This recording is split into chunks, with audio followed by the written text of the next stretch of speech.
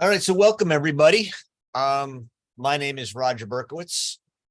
I'm the founder and academic director here at the Hannah Arendt Center at Bard College, and thrilled to be with you today for the virtual reading group. Couple of quick announcements. First of all, I want to extend a huge thank you to all of you who renewed your memberships during our membership drive. We had a really fantastic membership drive. Got significantly past our level at 200 people, new and continuing members. I don't know what it all is, but most people join within the last 24 hours. So, I'm sorry for all those emails, but that's the way it goes. And we'll try and figure out ways to not have to do it, but that's the way it is. So thank you for joining, and thrilled to have you with us. As you all know, we're in the midst of reading some of Hannah Arendt's essays on friendship.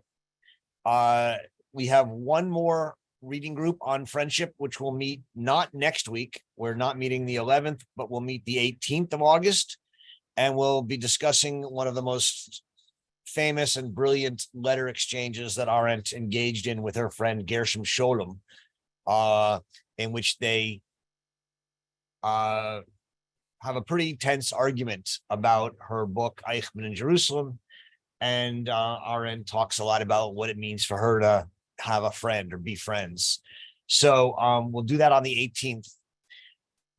Then we'll take the last 2 weeks of August off, and on September 8th, we're going to begin again reading a book we haven't read in a while, The Origins of Totalitarianism, one of her great works. I think we last read it in 2016, right after the election, we started it. So I think it's worth reading again, and I'm excited to read it. Some of you I know have read it numerous times. It's always worth rereading. I get a ton out of it, and many of you have probably never read it with us. So I look forward to reading it with you starting September 8th. If you don't have a copy, now's the time to order a copy and have it ready. We'll use the sort of widely available copy from Harvest. This is the one I use from Harcourt. And if you're looking to get a copy, get one of these. Finally, since we are talking about friendship, just a reminder. Our annual conference, which I know many of you have come to, is October 12th and 13th on the topic of friendship and politics. So if you're finding these discussions of friendship and her thinking about friendship interesting, we're going to have an amazing lineup of speakers thinking about friendship inspired by Hannah Arendt and others. So I hope you can make it October 12th and 13th in Bard. Okay.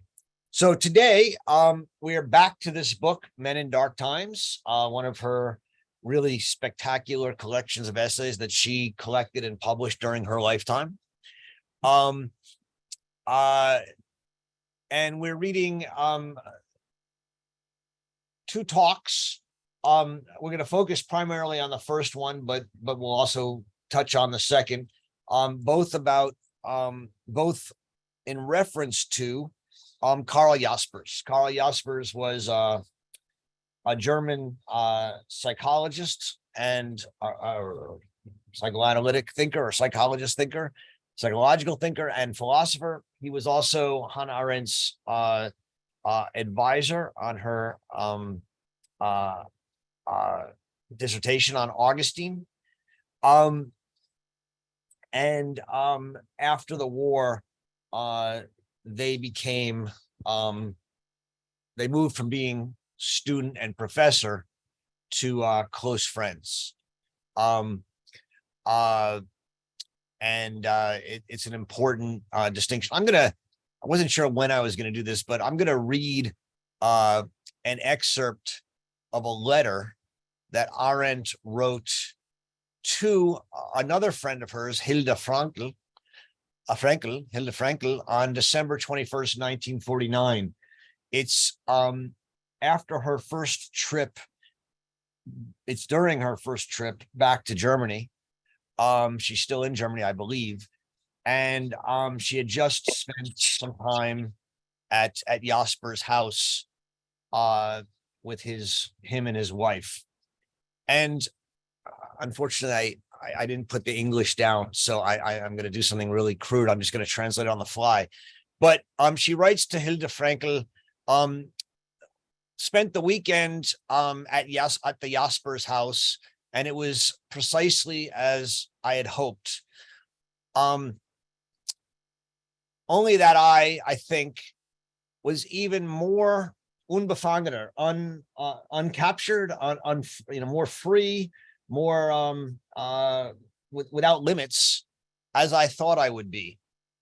There were long discussions from morning to evening that were unbroken.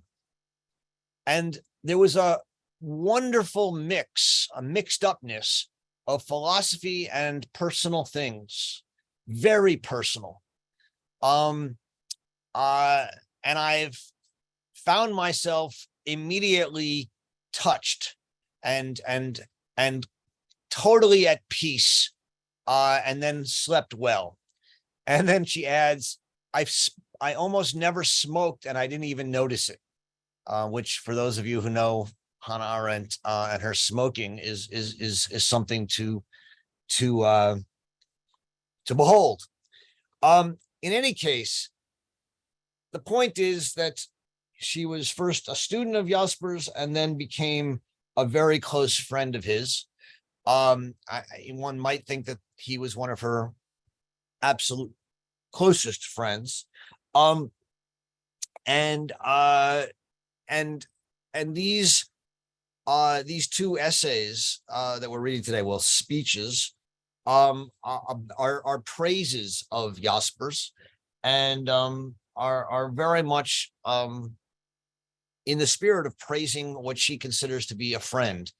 One of the things I do hope to do in this reading group at some point is read the correspondence between Arendt and Jaspers, which I think is one of the greatest philosophical correspondences ever.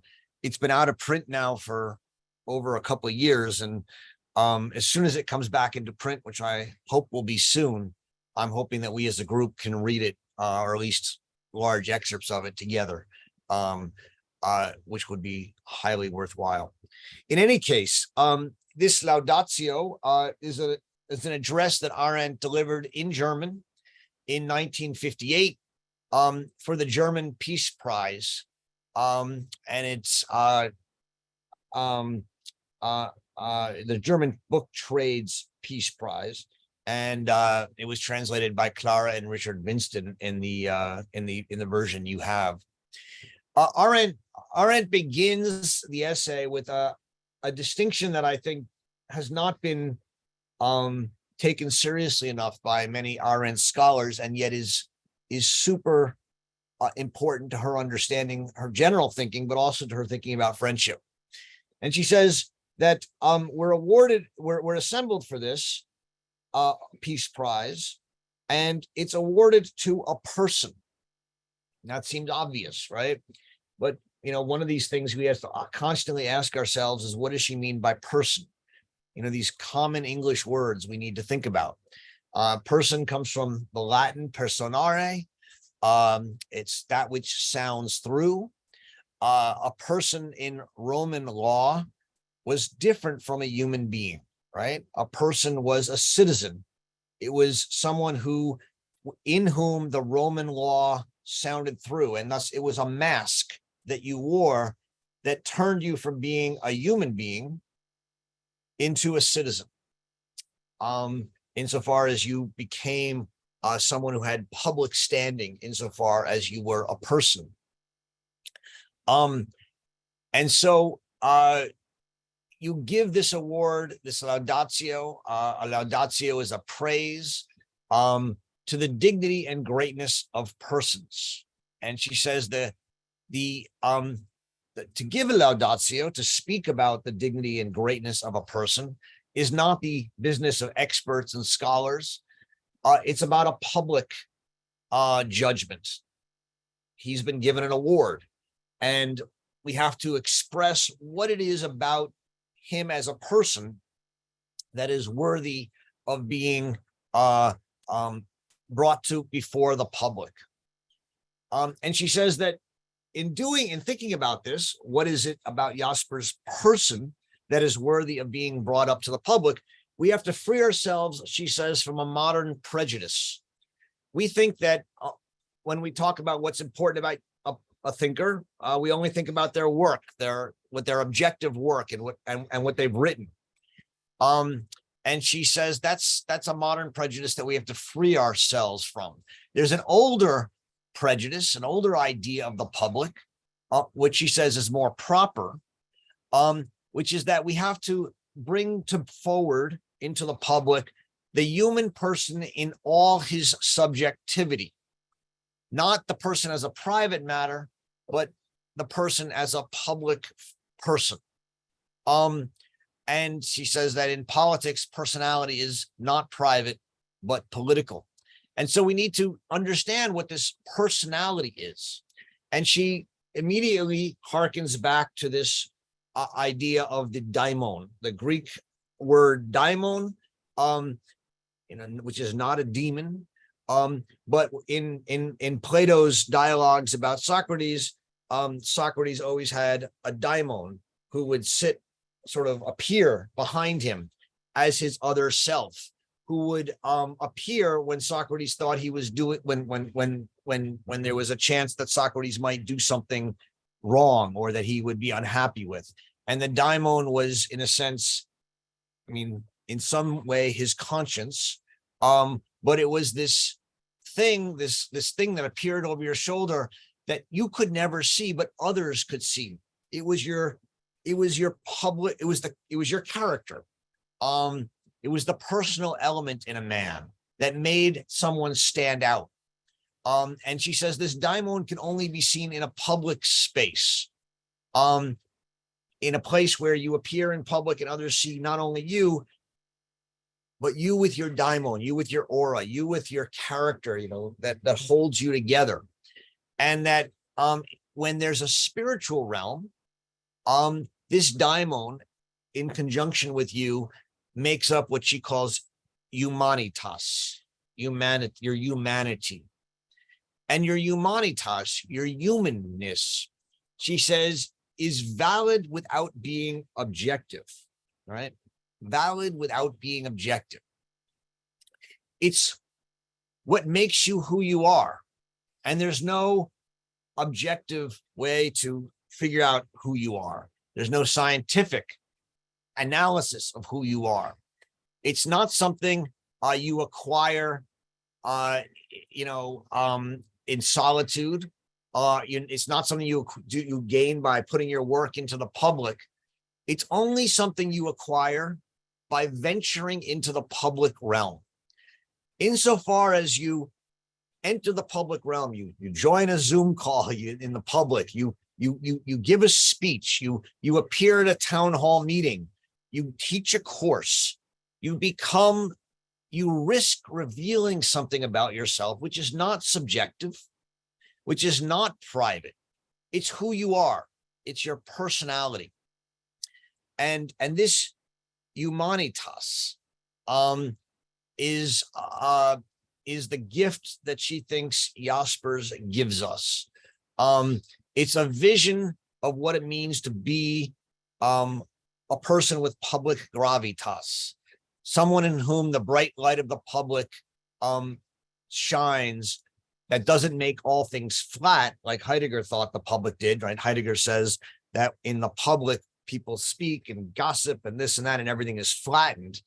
And she's saying that there is a way to enter the public so that you bring with you a kind of thing that ennobles and shows the humanity of man. There's a bit of a kind of hagiography going on here. I mean, it is a laudatio, and yet it's being done, I think, in the service of trying to make an important point. That what made Jaspers so stark in his humanitas was not that he had suffered, right? So some of you know He's married to a Jewish woman, and as a result, he was stripped of all his job and titles, but was allowed to live throughout the war with his wife, a Jewish woman, on this one street in Germany, in Berlin, where these mixed marriage couples were allowed to live throughout the whole war. But that even when he was alone and suffering, what made him human, she says, is that he stood entirely alone and was independent of all groupings.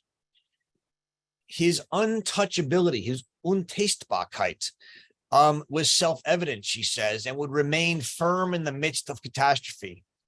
And that this was something fascinating about being inviolable. She saw in him somebody who was simply untouchable in his goodness, even as he was stripped of all of his jobs and titles and professions. You knew he could never give in. You knew he could never collaborate, unlike someone like, Heidegger, or many others. And that evil was not even a temptation for him. And so she says that there was an assurance that in times when everything could happen, one thing could not happen. And that this was his sort of character.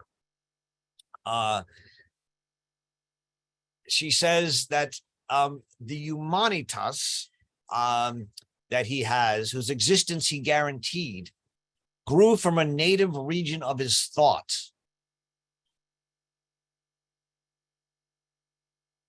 And this region was never unpopulated.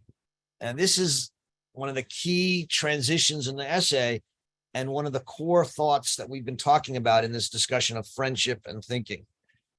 The humanitas grew from a native region in his thoughts, and this region was never unpopulated. So that, remember, thinking is something you do when you're alone. You withdraw from the world. And yet in thinking, you're never alone. You're never in an unpopulated region, because in thinking, you're constantly bringing others before you. You're constantly holding conversations with in this kind of enlarged mentality that she talks about from Kant. You're constantly imagining conversations with other people. So the individual himself, she'll say, cannot be reasonable. You have to be in conversation with others. And Jaspers, even though he and his wife were alone on this street and cut off, was never in solitude, never vereinsamt, or never completely alone. And he lived in this populated region of a home. She says, there's something fascinating about a man's being inviolable, untemptable, unswayable, at the bottom of 76 into 77. And I just want to point out, something that's a little challenging to talk about, but is important: the erotic nature of these kind of conversations, right? There's something fascinating about a man's being inviolable, untemptable, unswayable. And we have to understand that, he was her teacher. He was someone she, to a certain extent, idolized. I don't think you can think of it outside of some level of eros. Heinrich Blücher, her husband, who she also, in her original conversations with him in Paris in the 1930s, found a very strong erotic element too. He defines friendship in his own lectures. This is Blücher, not Arendt, but I think it's something they share. He says, friendship means love without eros. The eros is overcome. It was there in the beginning, but it has been overcome and it doesn't count anymore. What counts now is the mutual insight of two personalities who recognize and respect each other as such, who in effect can say to each other, I guarantee you the development of your personality, and you guarantee me the development of mine. That is the basis of all real community thinking. And such a community can only start with friends. Now that's Blücher. Arendt's husband, but I think it also is very close to the way Arendt thinks about this. There has to, in friendship, there's often a fascination, a kind of draw, a bind. But it becomes overcome and it turns into what she calls respect, or what as Blucher says, two personalities who recognize and respect each other. And then you can guarantee each other this development. She says that for Jaspers, she was just amazed by his independence, something I think many of us are in awe of when we think about Hannah Arendt, her independence from liberal or conservative, from different movements, from almost all movements. She says on page 77, he developed out of independence the kind of thoughtful, rational consciousness of freedom, which man experiences in himself. And in this freedom that one has, this independence, which has a kind of pathos of distance, a kind of, I am higher than everybody, I am myself, which is what Arendt was accused of by many people, especially around the Eichmann, that she just said what she thought and she didn't care how it impacted other people. And she says about Jaspers here, there's a danger in this independence, this is on page 78. There's a danger in this unerring certainty, 77, of judgment, a pathos of distance, this sovereignty of mind. It can lead, as it did in Heidegger, to a kind of unworldliness. It can lead to a rebellion and freedom against conventions. It can lead you to retreat into yourself. But she says Jaspers was protected against those dangers because of one great fortune. And that great fortune was that he was never alone. Not only was he never alone in his mind, right? Not only was he never alone because he lived in a populated region of thought, but he was never alone because he had a friend, namely his wife. And on page 78, Arendt has this long description of it's 79. This long description of Jaspers' friendship with his wife. And I'm just going to read it, and I want to pay attention to a couple of aspects of it that are just so important. It starts on the bottom of 78 and goes into 79. She says, if two people do not succumb to the illusion that the ties binding them have made them one. So if we don't become one person, but we each respect each other in our own and in our differences, we can create a world anew between them. Pay attention to how many times this idea of a world anew or a different kind of world or a small world is going to be. So two friends create a world anew between them. Certainly for Jaspers, this marriage has never been merely a private thing. It has proved that two people of different origins, Jaspers' wife is Jewish, could create between them, a world of their own, right? A world between them, a world of their own.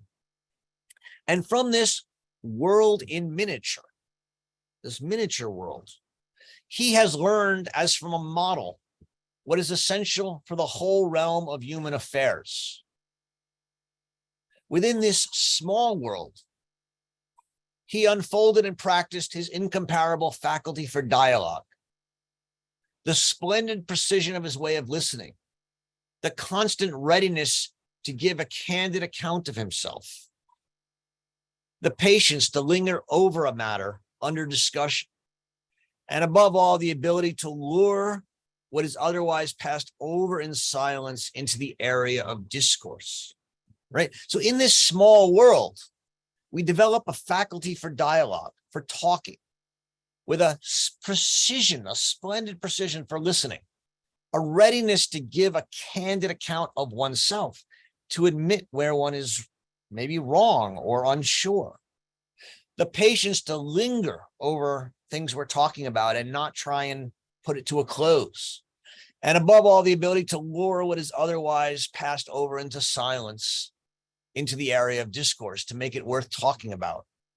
Thus, in speaking and listening, he succeeds in changing, widening, sharpening, or as he himself would beautifully put it, in erhellen, or illuminating a world. I want to come back to a discussion we had when we were reading the Lessing essay 3 weeks ago between Jerry Cohn and myself, where we talked about what the relation between a private friendship and a public friendship is. And I don't know if there's a theory, I don't think Arendt has a theory of this, but I mean, here she does use an interesting word.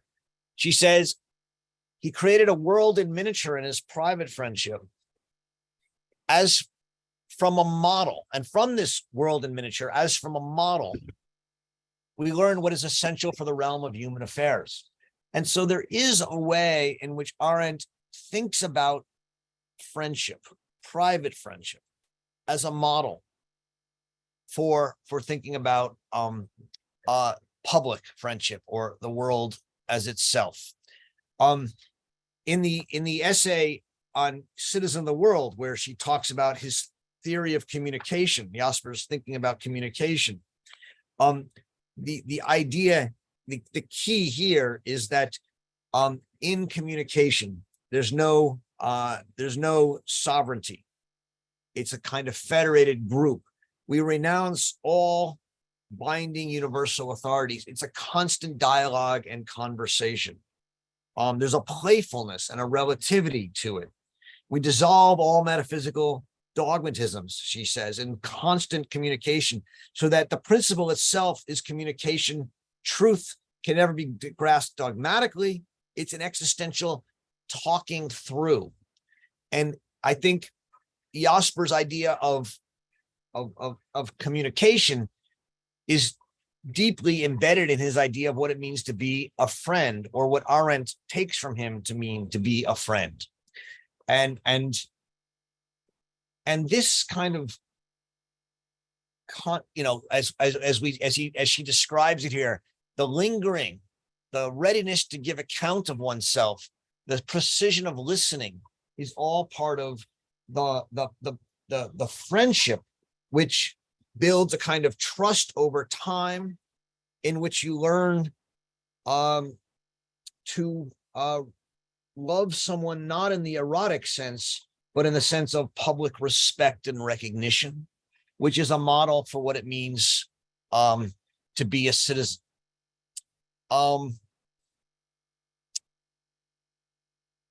I could end here, and I probably should. I'm going to add just one other thing that I've been thinking about as I've been reading these essays with you the last few weeks about friendship. And it's something that I find is driving me a little bit nuts. But I think it's important, and I'll at least share it, which is,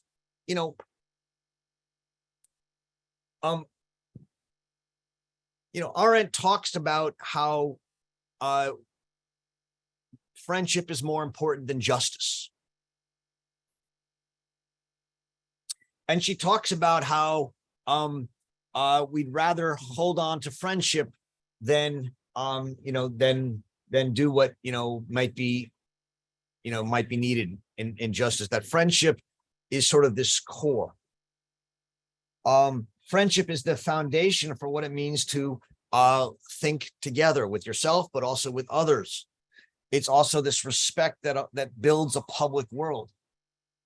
And I think a question that has to keep coming up, if you really do think about friendship in this way, are what are its limits? What are the limits of friendship? Right? When do we say to a friend, what you did, I can't abide, and we're no longer friends, right? Are there limits to friendship among friends, right? I was talking to somebody the other day, and they were saying, well, the United States is no different from Russia, and or Iran in this case. And I said, well, what about the Saudi Arabia, or what about chopping up a journalist who criticizes you. The United States, they don't do that. And when they say, oh yeah, but they torture people in Guantanamo and in prisons in Iraq, and they send drones and kill human beings, and you have to admit that they're right. And so then the question comes is, well, at what point do we say to, the Prince of Saudi Arabia, you're beyond the pale. We can no longer respect you. You can no longer be part of the public community. Are we willing to do that? And at what point do people say to the United States, well, with all the stuff you've done, you're no longer part of the world community? This is the same kind of question, I think, as the question of at what point do we say to our friends, you've done something that I so don't dislike that you can't be my friend. And yet the point is that a friend and someone you respect, even if they do something terrible, even if it is something you can't really forgive,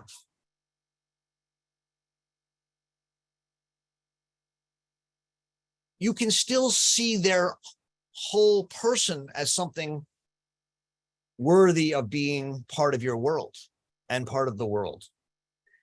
And I think one of the things that is so interesting and is so apparent in our time is that as soon as somebody does one thing wrong, we have a tendency to say they're no longer part of the respectable world.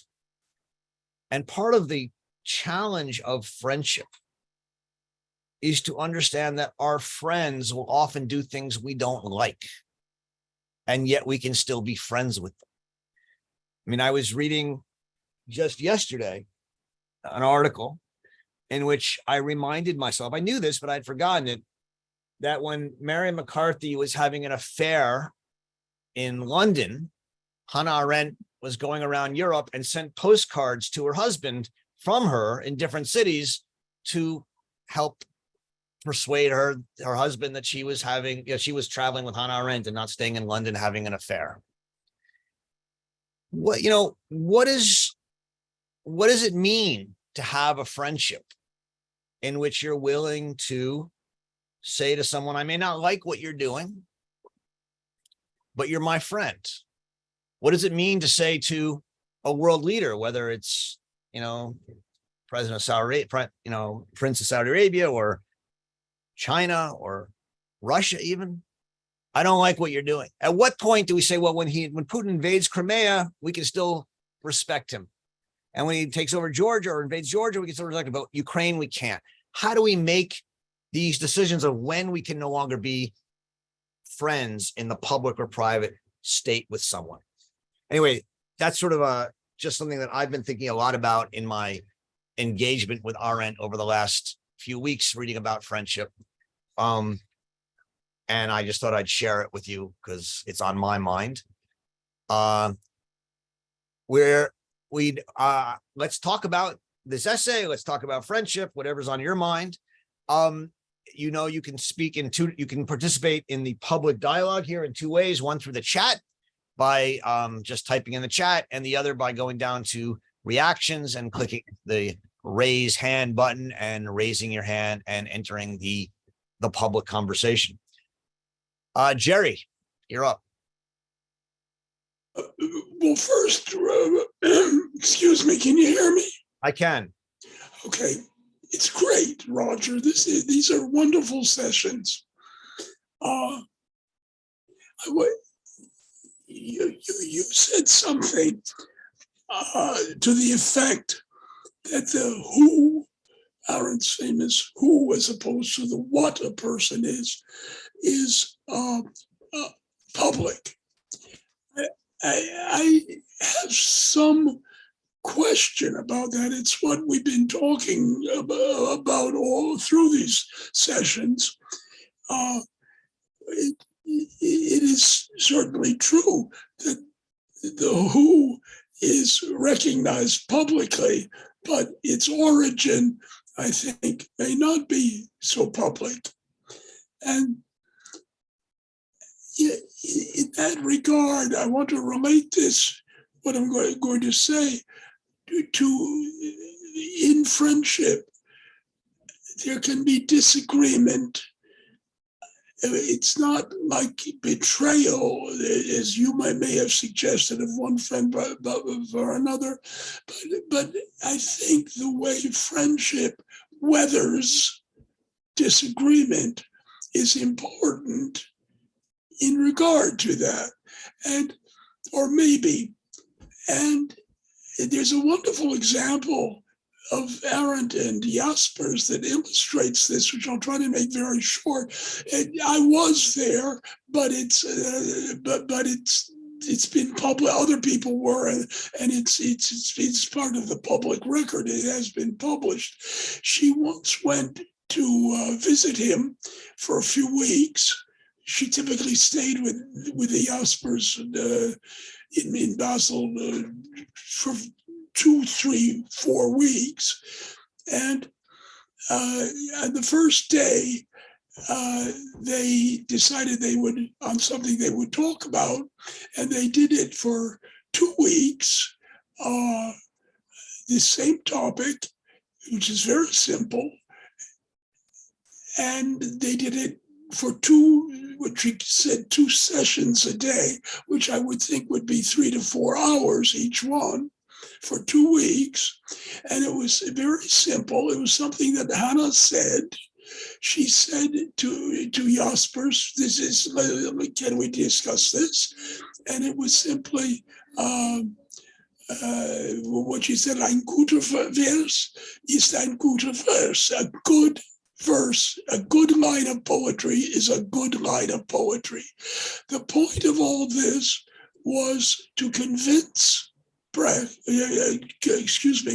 convince Jaspers that Bertolt Brecht was, as she very, very deeply felt, a great poet.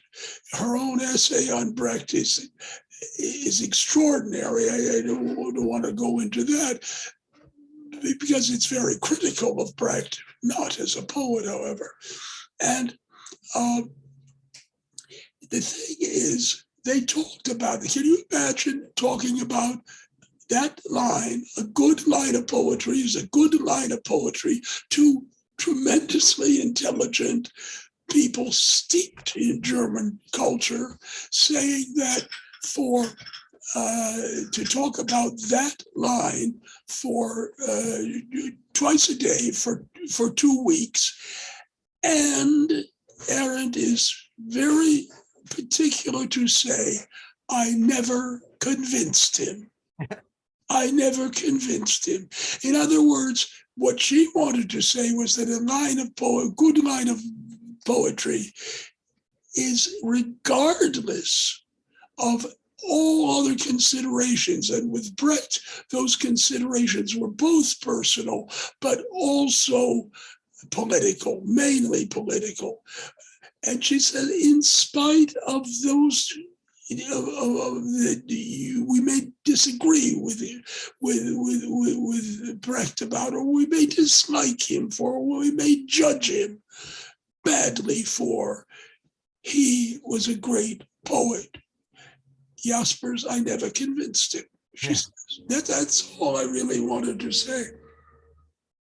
Thanks, Jerry. I mean, I think this distinction you just brought up, if I maybe I'm making more of it than you did, but I thought it was important, between disagreement, right, and betrayal. And that, I think you're absolutely right that for Arendt, disagreement is at the heart of friendship, right? And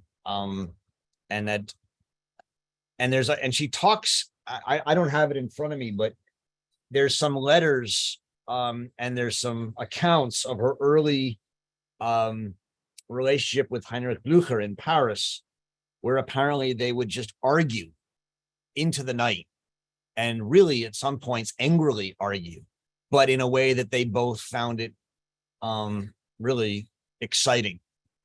And that kind of disagreement, and I think many of us have had experiences with our close friends. I mean, I know I have, where you have an argument and you feel like you're at that edge where you're about to say, you moron, you idiot. but you just keep going and talking, and there's a joy in that edge, right? There's a joy in knowing that you really do disagree with this person, and yet you also know that you trust them and you're not going to betray them. And I think in almost every close friendship like that, there are moments where that line is maybe crossed, and then you have to decide to come back across it.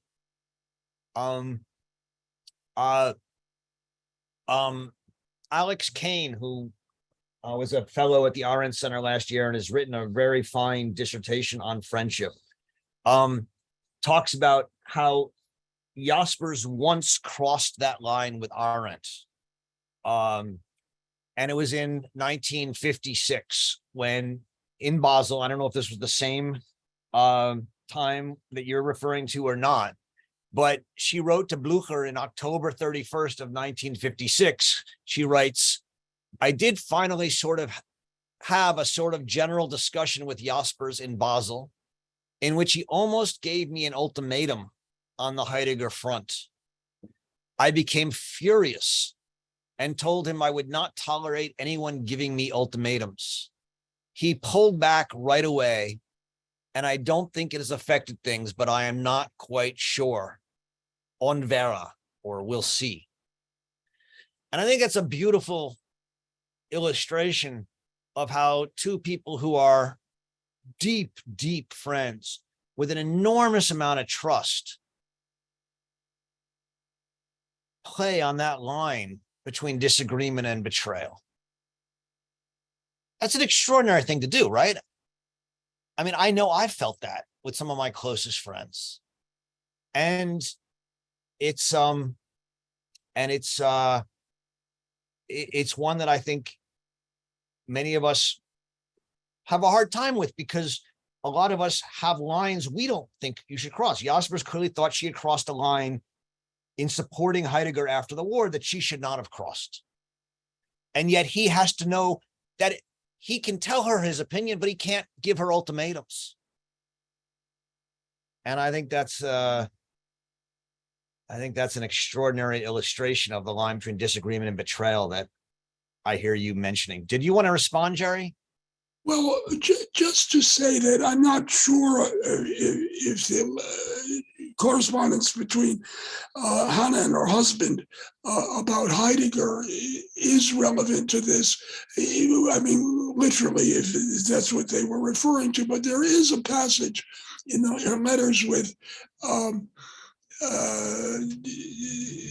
Jaspers in which he says, you say that Heidegger has a bad character. I say he has no character at all. And I don't know if that's what you were referring to. Her friendship with Heidegger, which I think is equally profound as with Jaspers, quite different, but equally profound, is another matter altogether. It is not based clearly for her on the man's character. I think that's right and fair. Thank you. Anyway, I'm going to move on. But this was great, Vigdis.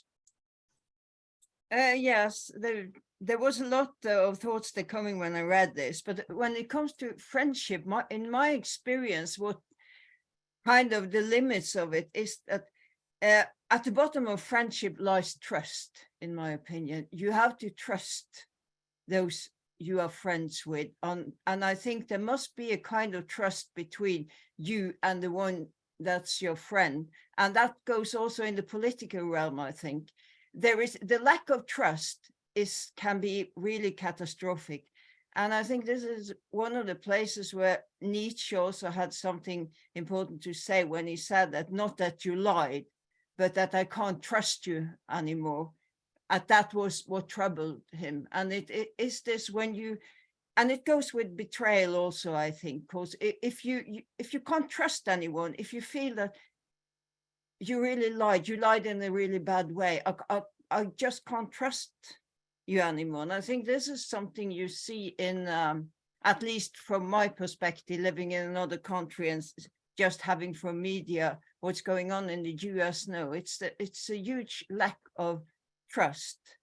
And it's also what I find in this essay, this communicability, that means, as I read it, there is a relation to the world he lives in. That's some basic in Jaspers. And I thought when she says on page 79 that Jaspers' thought is spatial because it forever remains in reference to the world and the people in it, but not to an existing space. Then it reminded me of her, the thinking between past and future to understand, but to understand the world we live in. So I thought that was very much from other texts of Arendt as well. It's this thinking between past and future that goes on. And it's also when she said it's a break, not with tradition, but with the authority of tradition. And that is also this thinking between past and future, because you think you have the past, you have the history, and you have the broad spectre, and you think your thinking goes on from all these, but they don't have the authority. And the last I thought about this was when she said this about his axis of thinking, and when you came to that, you had the to strip these tradition of the dogmatic metaphysical claims, and that went to philosophy and religions, which I thought was very interesting, related to what she says in Life of the Mind and the fallacy of metaphysics. And in this, I thought that there is something, and especially when you see today in religions in a fundamentalistic interpretation, that is when they go straight into this kind of a metaphysical interpretation. They have a given interpretation of something that you can't know anything about. So what always gives me a hope is when leaders of different religions can communicate with each other and say that actually we're all part of a kind of same spiritual world. We have just different stories about it, but we have to respect each other. So I don't know, do you think this, do you see this kind of relation between Arendt's other writings and this in that way, and especially this thinking between past and future? And also I wonder if you see this, the importance of trust in friendship. Well, I definitely, yes, I definitely see the importance of trust in friendship. I mean, when she speaks about friendship, there's a number of words that she continues to use. One is respect, right? That's I think the primary one. I wonder, for those of you who are German speaking, what word you think she's referring to. Is it Achtung or is it some other? I don't know. If anyone wants to tell me what they think she's actually, what's the German word? Is it, or respect? I mean, it's actually a word, but but she also talks about the long duration and that it takes time. And you don't become friends with someone, when I read that letter excerpt where she talks about, where Blucher's defining it, and he says, it's friendship is without eros, but it starts with eros and then it becomes respect. So you can start there, but you have to have a time where you learn to respect the person, you learn to value their character, their public, their daemon, who they are, and you learn to trust that even if what they're saying is really something that you think is wrong, whether it's disagreement or it borders on betrayal, it has it's something you, because of who they are, you pull back from. I mean, again, this is a minor example, and it's one that may upset and open up a can of worms, but I read it this morning, so I'll just bring it up.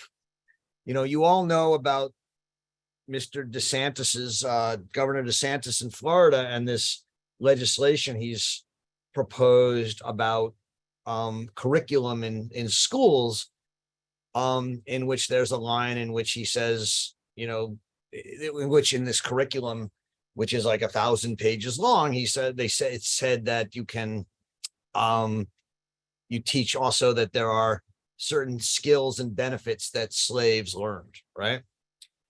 And it's an absurd line. And many people have come out, Kamala Harris, also Tim Scott, the African-American senator from South Carolina, who's also running for president, have come out and criticized him for it, rightly so.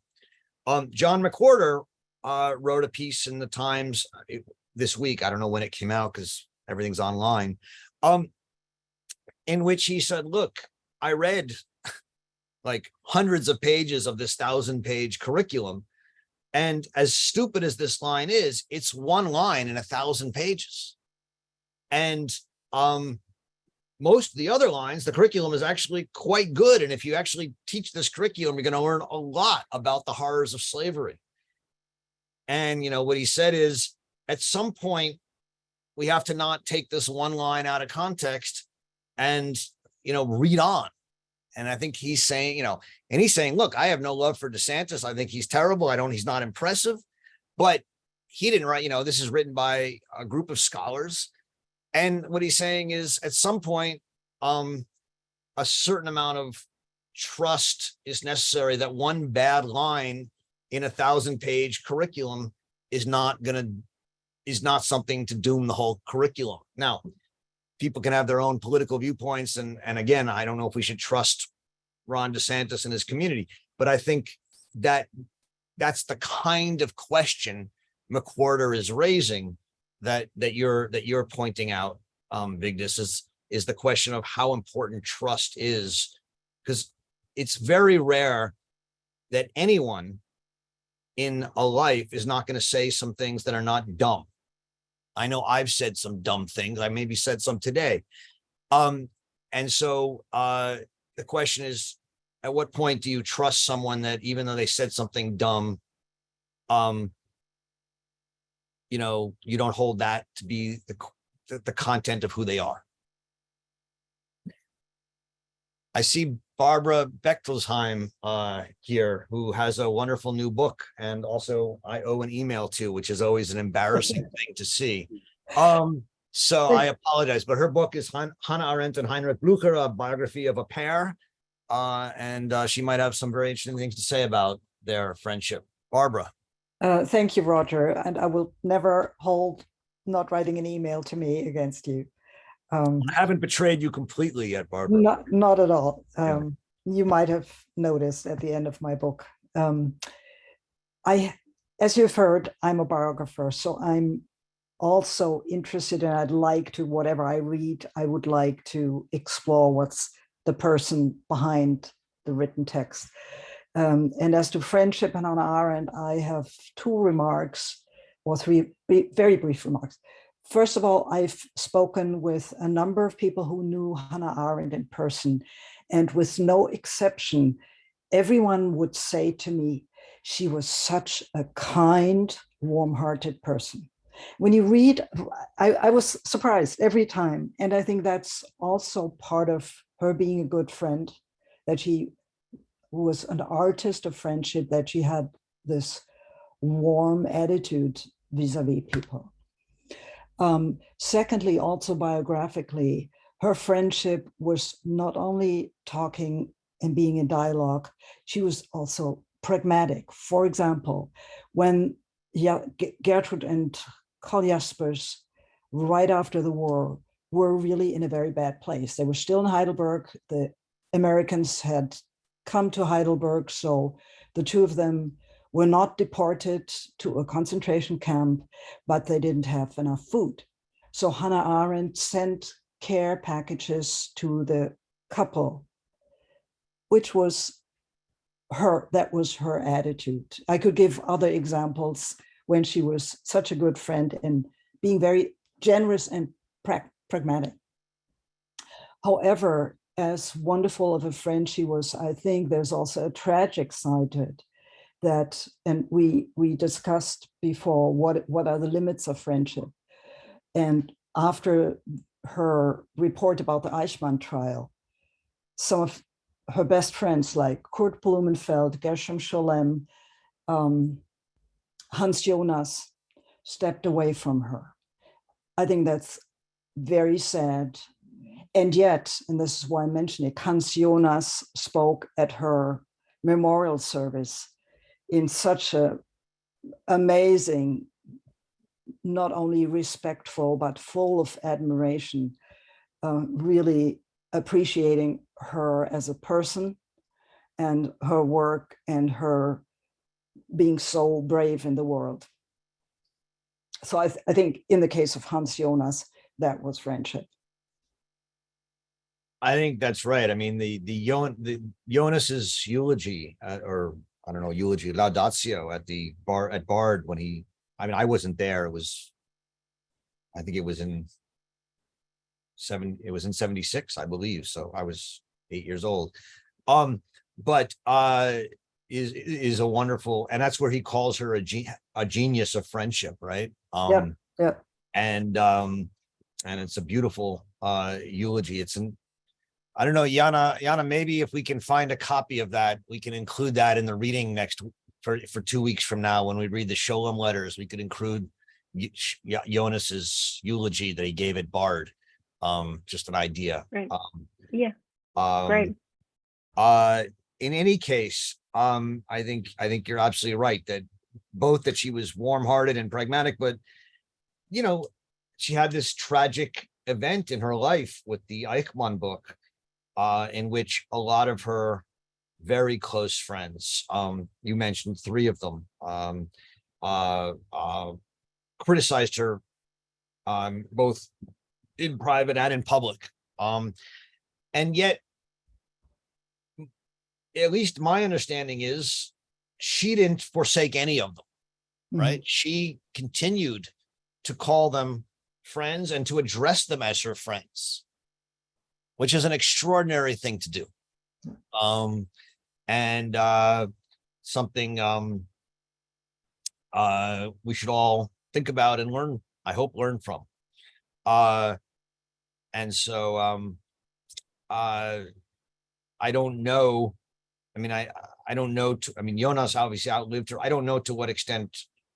I mean, Scholem and her did not have much contact, I think, after that. I don't think Blumenfeld and her had much at all. Yeah. But I don't think Scholem forsook her as a friend.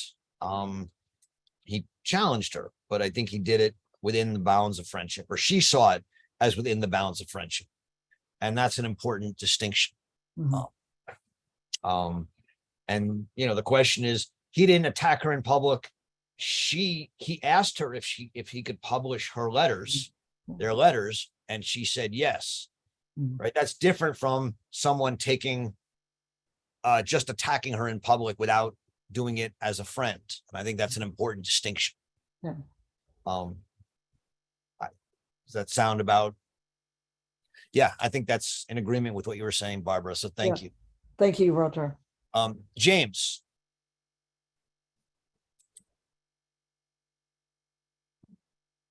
Roger, did you talk about Citizen of the World? I mentioned a little part of it, the part where she talks about truth and communication, but I, you know, it's a great essay, but it's less about the sort of friendship idea. So I focused more on the Laudatio, but you're welcome to, we read it, so you're welcome to turn our attention to it. Oh my God. I read it 3 or 4 times and I was high as a kite. Just incredible. The whole concept of truth only comes out of communication. Does that make sense? Remember that? And the extension of that as the history of man, the history of the world, and then into communication. And then I started pondering the idea of communicating about communicating and where are we now? It's almost like ready to take the plunge into AI. and it was a trip. So I'll let it go back to the discussion about friendship, but I just want to acknowledge an amazing, amazing essay. Well, no, and I think that part of this essay relates to the question of friendship, which is why I brought it up. Insofar as friendship for Hannah Arendt is dialogue based, thus communicative based, whether I'm dialoguing with the world as imagined in my head and in thinking, or whether I'm in discourse with a friend, or whether I'm in political life talking to others. I am attempting to build a world, right? And that's what I really wanted to focus on with that long quote I read, where she's talking about Gertrude and Karl Jaspers. It's a building a micro world, a little world, a small world, or a bigger world. And that's, you've got, for all of you on this call, you must think I like have a broken record. You hear me talking about a common world or a shared world. I mean, that's so core to Arendt's thinking. And how do you build a common world? How do we create a citizenship of the world? How do we build a common world? By talking, by communicating, by limitless communication, right? In which truth itself is communicative. So that when she says at the end of Truth in Politics that truth, metaphorically speaking, is the ground we walk on in the sky above us. When she says in 3 or 4 different essays that in talking about in talking about justice and piety, we make the world more just and more pious. What she means is that what truth is not something dogmatic, not something metaphysical, not something out there, not something objective. It's something that comes to be through communicating, through talking, through people disagreeing and agreeing, and in their disagreements, finding where they agree, what they share. And she doesn't really write so much about Jaspers' theory of communication in most of her work, except in this essay. But it's clear that Jaspers has had an enormous impact on her in that sense. Whether she took it from Jaspers or Kant or whoever, I'm not trying to say, I don't want to say that she made it her own, but this thinking about truth as communication, communication as truth, is deeply, deeply imbricated into Arendt's thinking about friendship, politics, thinking, etc. So I think it's important I think this is a great essay to read, thinking about friendship in that way. And I just brought that up, and I'm glad you returned us to it. So thank you. Roger, I wonder if I could bully my way in here and say, can you break a friendship? Let's not even call it a friendship. Bill, can you speak a little louder? I don't know if others, I'm having a hard time hearing. Let me take my headphones off, okay? Yeah. On headphones. Is that any better? Do you hear me? Yeah, that's much better. I was going to say that, can you break a friendship? And then I wanted to correct myself and say, a woman is raped by a man. Can she ever? Well, and I'm of course thinking about race, and I'm of course thinking about the fever around George Floyd a few years ago. Remember, we were all so aware. And I have friends, very intelligent people, who I have not spoken to since that time, because I feel that I don't want to go back to being who I had to be their friend before. You have a dinner party and they say, don't talk about politics or religion. Yeah. That works. But there comes a point where it's intolerable not to talk about it. And you say, if it's about communication, that means you're constantly educating people. So I'm throwing a lot in here. The idea of something being broken, rape, distrust. And do you have to be a saint in Hannah Arendt's consideration to say that talking is a salve. Will take care of all of our problems, past and present. That's just, I think that there's something I need to hear in this conversation about the reality of what it really means to love each other historically. Yeah. And No, that's but all I'll say. That's the question that I was trying to raise in my, fleeting way at the end of the opening that I gave today, right? You're right on it. And it's the question that I think is a very important and uncomfortable one. And, I've dealt with it intellectually under the title reconciliation and non-reconciliation. So if you're interested in it, you can read my writings on that. But, let's take a couple of examples, right? One is a woman is raped, right? To what extent,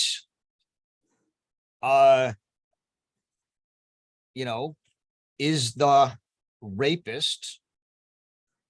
Let me start back, right? I mean, because these are hard questions. Your philosophy teacher who you've had an affair with joins the Nazi party and you're a Jew. How do you react? Right?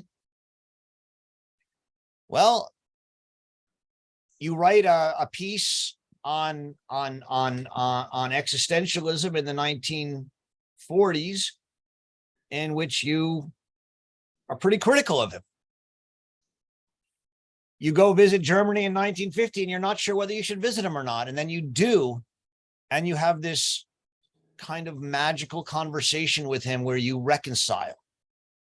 And you say, I don't forgive, but I think the world's a better place with him in it and my relationship with him in it. A woman's raped. Is she raped by a stranger? Is she raped by a friend? How do you go about thinking about whether you can, should, or will rebuild that relationship or not? And you can say, no way I'm rebuilding that relationship. And many people do. And other people might say, again, it's a very hard thing to have a conversation like this in public, right? I don't know what but there are some people may say, look, the rape was more complicated than that. Some people may say, no, a rape is a rape. People after George Floyd may say some things, right? What are they saying? How do we understand it? We read DeSantis's thing, right? Forget DeSantis. Look at the academics who wrote it. Is one line in there that may have been a mistake or may not, I don't know. Is that something that makes it so that we can't ever be friends with them again? I don't have answers to these questions, Bill. I can only say that for Arendt, the way she frames it, as I understand it, is not about forgiveness. It's about reconciliation. It's about, can I admit or convince myself, can I believe that the world is better with this person in it, even with the bad things they've said or done? Or do I make a stand that unless this person leaves the world, I'm going to be in constant opposition to them?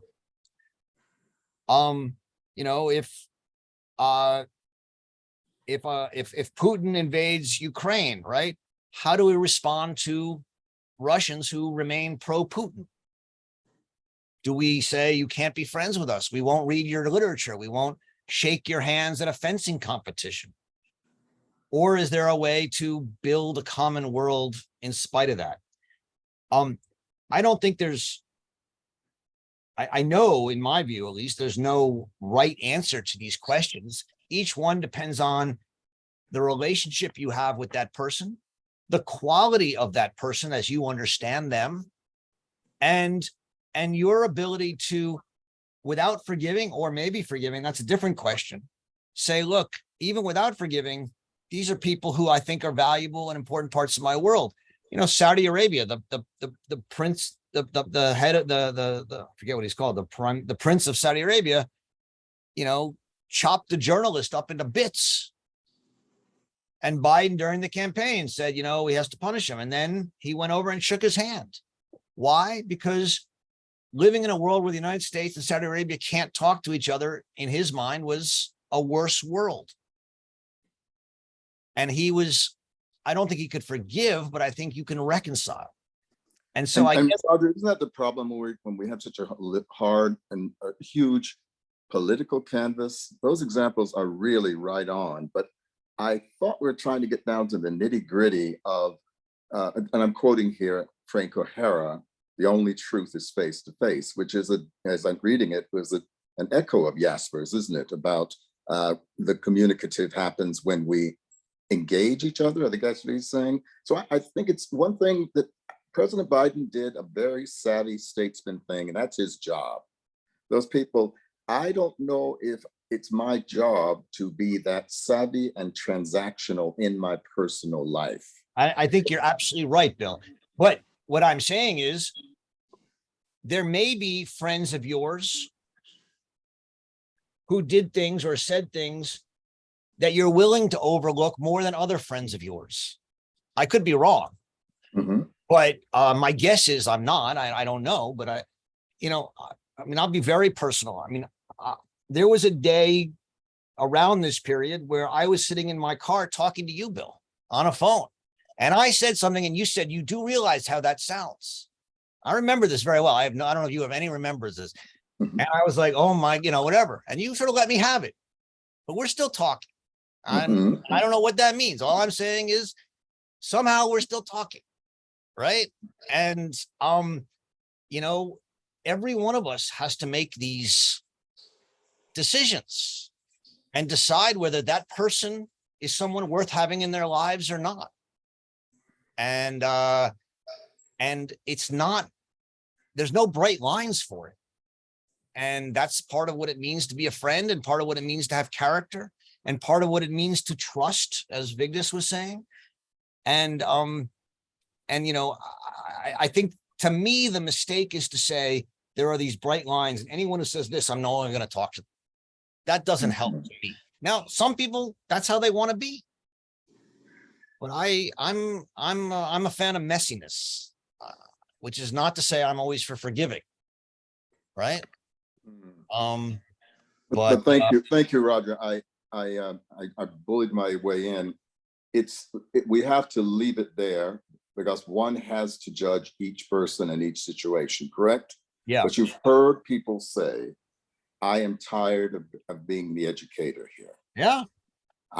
In order for me to normalize my relationships with many very sophisticated people in the art world, I have to stop the cocktail party.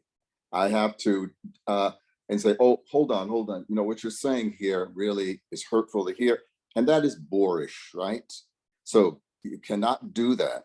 You have to decide, so you're saying, is it important enough to be in that cocktail party? And, I'm a mover and a shaker as well. I want a glad hand. I want funds. I want all that stuff. And then I leave feeling a little, excuse the terminology, shitty. Yeah. But the fact is, I made a deal. I'm going to get something out of this. Therefore, and that's the transactional element that you're talking about. Yes. Yeah. But thanks, Roger. Thank you very much. Thank you. I appreciate it, Bill. These are hard conversations, and I'm glad we're having them. Denny. Sorry, I need to take a break. I'm really overwhelmed by all this discussion. I got two questions.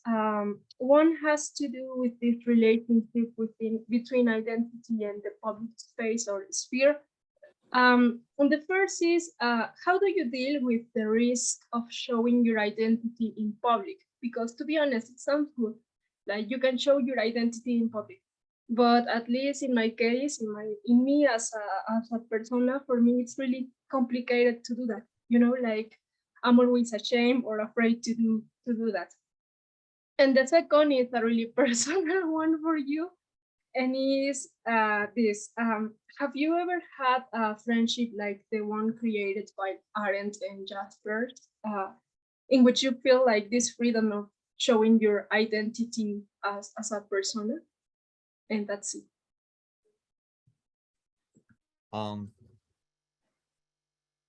So, a friendship like Arendt and Jaspers, where what was the last? Oh yes, like Arendt and Jaspers, in which you feel like this freedom of expressing yourself. And with that, I mean, what I was thinking when I wrote this question was in these terms of academias, because I think that, at least in my case, sometimes for me, like trying to set a relationship in academia, it's really, really complicated, like with one professor, with someone that has, like a bigger degree than you. So I was, thinking about it. That's it. Yeah. Yeah, no, those are great questions. I mean, for your first question about the risk of showing your identity, I mean, I mean, this is, I mean, first of all, what's your identity? I mean, let's just be honest. We all have so many identities, right? I think one of the problems is that so much of who we are in public is now generated by people thinking who we are because of what sex we are, or gender we are, or race we are, or religion we are. And most of us are much more than that, I would hope. But on the other side, right, to not acknowledge you as a Jew or a Muslim or a Black or a white person in certain circumstances is simply to not acknowledge something that's important, as Lessing says, and as Arendt says about Lessing, a friend and a Jew, a friend and a Black person, a friend and a white person, a friend and a man. And so I do think, there are times, we talked about this in the Lessing essay, when to insist upon your identity seems somewhat trivial. And there are times when to not insist upon your identity would seem like cowardly and almost wrong. And so, I think all of us have to make those judgments. At what point do I have to acknowledge here, standing talking to you, that I'm a white Jewish man with this, and this? And at what point am I just someone talking to you about Hannah Arendt? And at what point do you come to me as someone from Mexico, or I believe, right? And speak in your identity? And at what point are you an Arendt scholar? And all of us have to constantly negotiate this, and it's very complicated. But we have to have the courage and the conviction to do it. And we have to be willing to have people tell us, well, why are you doing this? Maybe you shouldn't come at it this way in this particular scenario, and maybe you should. And I think that's one of the challenges of modern life, all life, but certainly today, when we live in a world of so many different conflicting identities, and we live in an age of real sexism, racism, certain anti-religious, anti-Semitism, anti-Islamicism, anti-transism, and we have to constantly not run away from these identities, because we have to be willing to stand by them. And yet there are times when you also have to just be a person, and that's a complicated one. Your other question, I have people that I have very honest conversations with. I'd like to think I collect, or I intentionally find people that I can have very honest conversations with. That doesn't mean it's easy. And I just mentioned one I had with Bill a number of years ago that was very difficult. I've had one of my dissertation advisor, who I'm flying out to have a memorial for in 2 weeks, was a very difficult man, and we disagreed about almost everything politically. And yet he taught me an enormous amount. And when I was a student of his, we stayed away from politics. But when I graduated, I would go out and have long walks with him in the woods, and we would have very difficult conversations about politics. But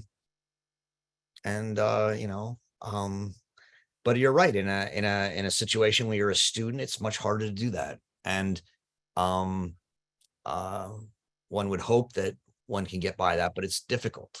And I think you're right about that. So, but I think one of the things that's very worthwhile in life is finding friends you trust and love and respect enough that you can have difficult conversations with them and still trust and love and respect them.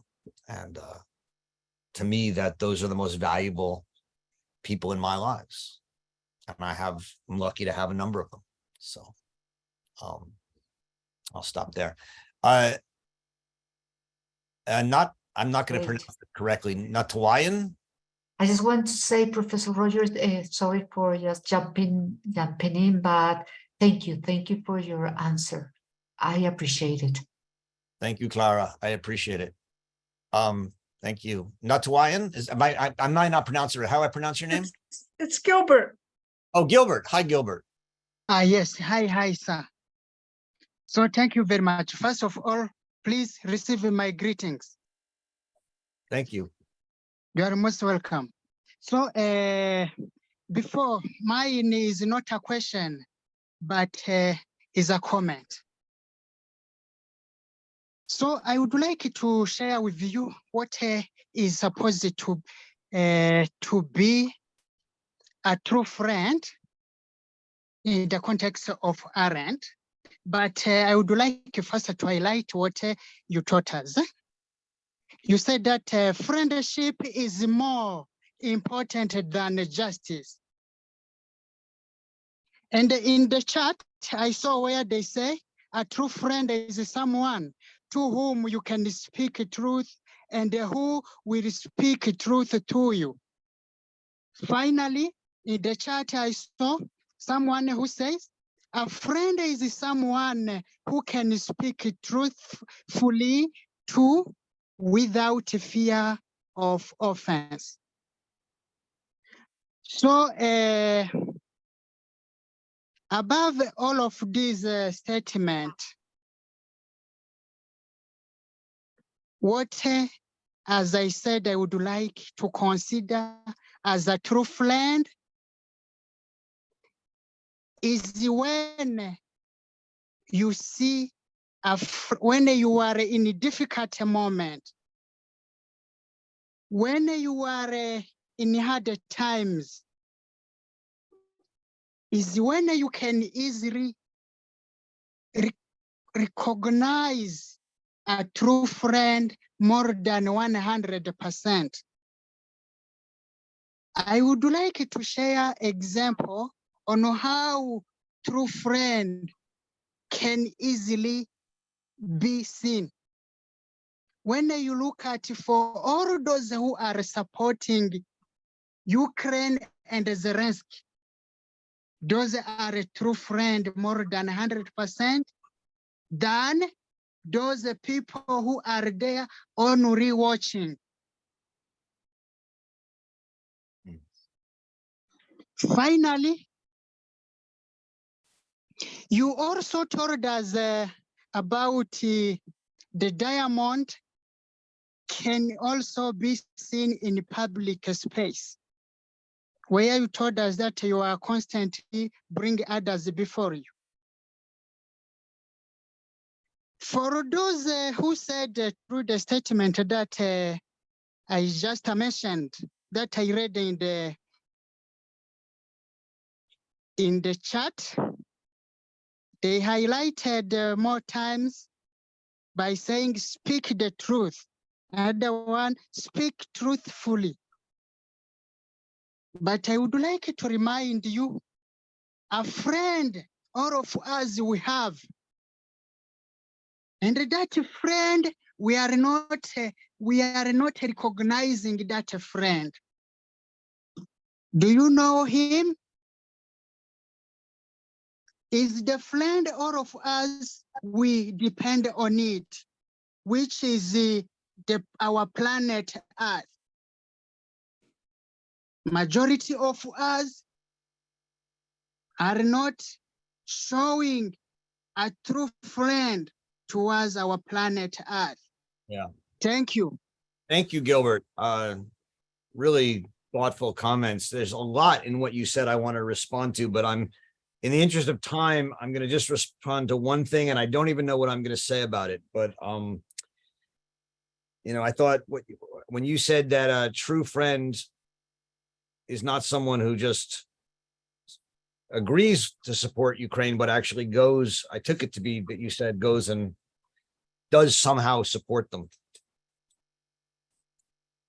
It's a fascinating comment, and I'm not sure how I even want to react to it. I'm not sure. I guess what I can say is, on one level, yes, if your friend is attacked and you're a true friend,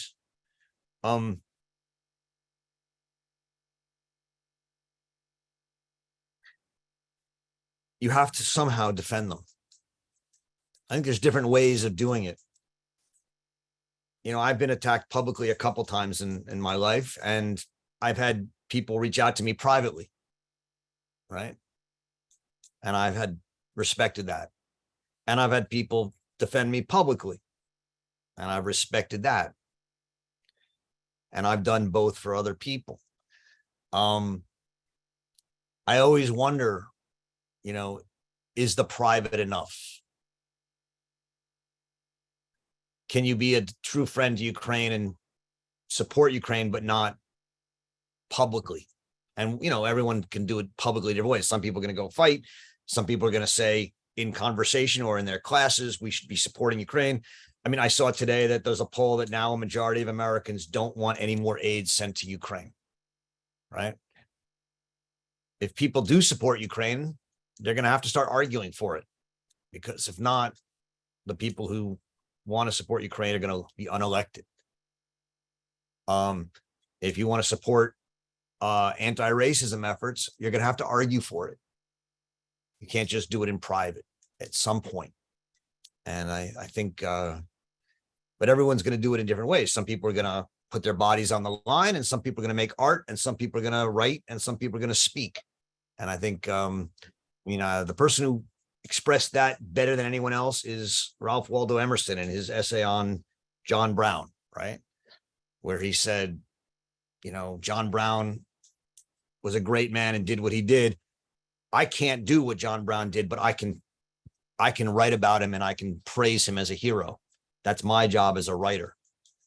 And Arendt, I think, says much the same thing in some of her places, where she says some people are great actors. I write about actors. And I think there's a place for being a friend as an intellectual, as an actor, as et cetera. But I think it's a very thought-provoking point, Gilbert. So thanks for making it. Susan, you got 1 minute. Okay, I'll be quick. I have a disagreement with this idea of public and private friendship. To me, what we're describing as public friendship is goodwill, is respect for others, willing to listen to others. But to me, that is not friendship. These are not people I want in my life, but I can respect them. And I think Bill Jones's examples are also about loss of goodwill. If you've lost goodwill towards someone, it's you don't want to listen to what they have to say.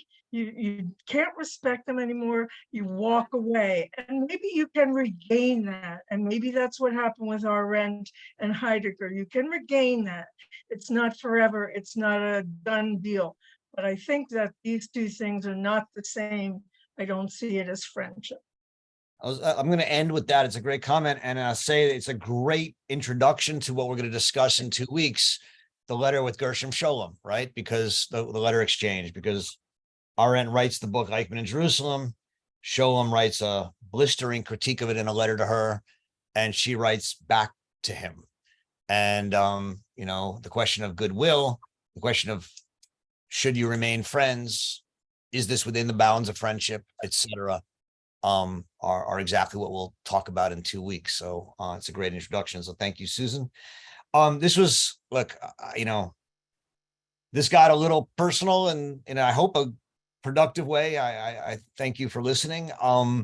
These are tough conversations, and I thank you for being part of it. Enjoy reading Hannah Arendt, and I'll see you in 2 weeks. Hey, Thank you. Roger, I got a first edition of Origins of Totalitarianism from the library. That's not gonna fly, is it? No, in fact, the first edition of Origins is actually quite different in many regards than the second. You need anything after the second, anything, you need the second edition, because the first edition, second edition has a whole nother chapter, but also a number of the chapters, a number of the sections are rewritten. You can read the first edition, but it's not gonna, the page numbers won't be the same, but also there'll be whole parts that are different. So the one with people on the cover like this is gonna be okay? Yeah, anything that's second edition or later. Okay, thank you. Thank you all. Enjoy reading Hannah Arendt. We'll see you. Gracias. Ciao, ciao. Ciao, ciao. Yes. Thank Bye, you. everyone. Bye. Thanks, everybody.